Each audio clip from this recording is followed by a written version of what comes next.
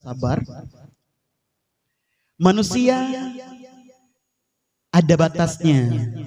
Cuman ada sebahagian yang mengatakan kalau ada batasnya itu tidak sabar.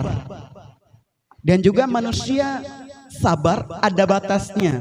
Sampai mana batas sabar manusia tersebut? Oke, boleh silakan Ustaz. Sebenarnya kata-kata sabar itu ada batasnya tidak benar. Hai, secara hakikat kita pahami dari pengertian sabar, sabar ada batasnya itu tidak benar. Hana batas sabarnya. Cuman mungkin beda orang, beda cara sabar. Dan beda orang, beda musibah yang dikasih oleh Allah. Barangkali orang tersebut menganggap terlalu besar cobaan, aku tidak sabar. Menganggap kapasitas dia sebagai manusia biasa. Masya Allah, lung nyohae, lung tanggung, pakan, urung si meninggai. Pasangan meninggai, han mampu long hudep siro. Long kalih long menjanji hudep si nganji, bertahan long dengan ji, hanjuk long lakukan sapu-sapu amnya tegedi hanaji. Yang sehingga kagebatasi sabar legopnya. Pakon, karena sudah menganggap bahwa dia dengan musibah itu tidak searah. Bahkan hang bahi salah Allah Ta'ala nyo karoh gembira tat kelong. Padahal Allah Ta'ala tak pahami han gebi yang lebih daripada kadar kemampuan hang gebi. Cuman kadang-kadang orang apalagi di zamannya cukup jayangkeun na cocoknya rayu tat nyo nabi Allah, long stres, long susah, long gelisah.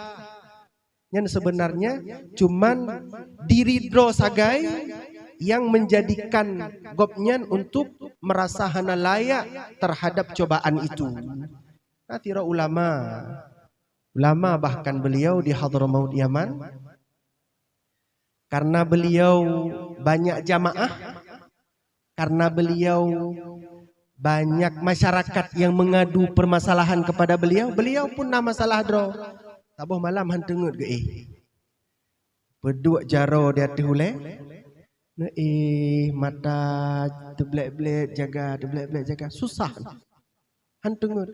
Pakai lagi bunuh si cerita. Nyo hae long jalani nyo musibah rayu tat. Ki bancara nyo hana kapasitas long nyo sabalung kabeh. Nyo sabalung katerbatas han le.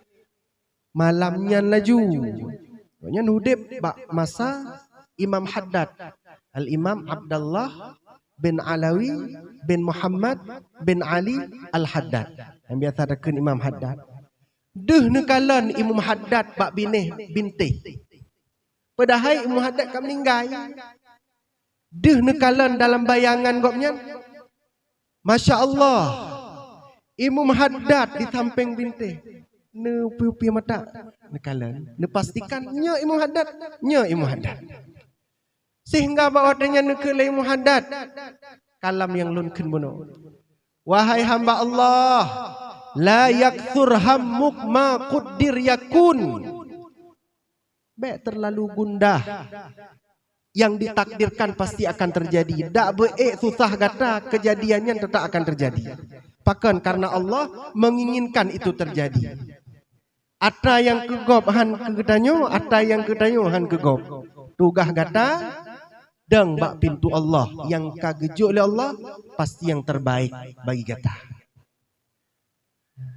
Maka bak watenya tingat Masya Allah lungkah salah, Masya Allah lungkah hana sabar. Akhirnya gadah dalam pandangan Imam Haddad, tiba-tiba gadah di bintik anali Imam Haddad semayang 2 borat minyak wudu, semayang 2 rakaat, baru gopnya bermunajah kepada Allah. Ya Allah, ternyata lung kurang sabar, hantip sabar lung, karena lung anggap rayu tat terhadap musibahnya. Buno bala putra buno salahul mukminin, bala kebaikan bagi orang mukminin. Lagi buno tak pegah.